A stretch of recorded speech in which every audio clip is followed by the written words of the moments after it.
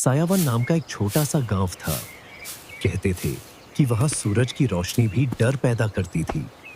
सब कुछ असामान्य रूप से धीमा था, इतना धीमा कि सूखे पत्ते के गिरने की आहट तक साफ सुनाई देती। गांव के बीचों बीच एक बहुत पुराना पीपल खड़ा था। उसी की छाया में रोज शाम को बूढ़े लोग बैठकर किस्से सुनाया करते थे। इन किस्सों में एक कहानी बार बार दोहराई जाती, आखिरी गली की कहानी। गांव में कुल 3 गलियां थीं। पहली गली मंदिर की ओर जाती थी, दूसरी गली हाट बाजार तक, और तीसरी, जिसके बारे में कोई खुलकर बात नहीं करता था। उस गली में कोई घर नहीं था, बस दोनों ओर घने बबूल के पेड़ और अंत में एक पुराना सूखा कुआं। गांव का सबसे छोटा बच्चा था चिंटू, शरारती, जिज्ञासु और सवालों से भरा हुआ। जब भी बूढ़े लोग आखिरी गली का जिक्र करते और अचानक चुप हो जाते, तो चिंटू का मन और बेचैन हो उठता। नानी, वह पूछता, उस गली में ऐसा क्या है? नानी लंबी सांस लेती। उनकी आवाज में हल्की सी थरथराहट आ जाती। बेटा, वहां मत जाना। उस गली में वक्त थम जाता है। चिंटू की आंखों में डर नहीं, उत्सुकता चमक उठती। वक्त रुक जाता है? कैसे नानी? नानी कोई जवाब नहीं देती, बस दूसरी कहानियों में खो जाती। एक रात चांद बादलों में छिपा हुआ था।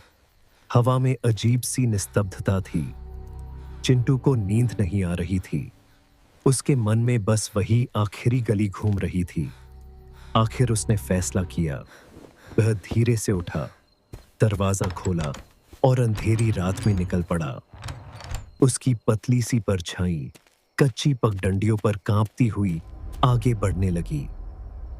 पहली गली, फिर दूसरी, और फिर आखिरी गली। वह सच में अलग थी। बाकी गलियों में घरों की हल्की रोशनी थी, पर यह गली पूरी तरह अंधेरे में डूबी थी, मानो अंधकार ने इसे ओढ़ लिया हो। बबूल के पेड़ ऐसे लग रहे थे जैसे किसी साये की उंगलियां उसे बुला रही हों। तभी उसके कानों में एक धीमी सी फुसफुसाहट गूंजी। तुम आ गए। उसने हिम्मत बांधी और आगे बढ़ा।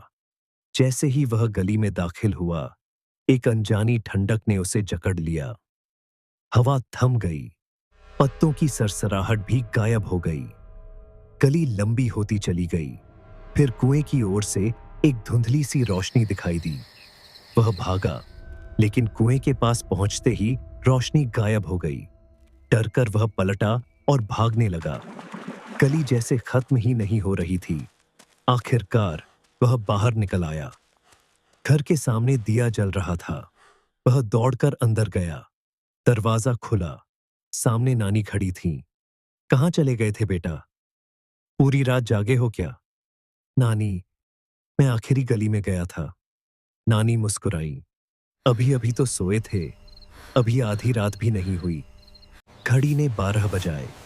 सुबह सब सामान्य था, लेकिन शाम होते ही वही आवाज फिर गूंजी। चिंटू समझ चुका था, वह सपना नहीं था, और उस रात वह फिर से निकल पड़ा। कहानी वहीं से शुरू हो गई जहां कल रात खत्म हुई थी। चिंटू फंस चुका था उस गली के चक्र में, जहां वक्त ठहर जाता है और एक ही रात हमेशा दोहराई जाती है। आज भी सायावन के बुजुर्ग कहते हैं, आखिरी गली में मत जाना, वहां समय रुक जाता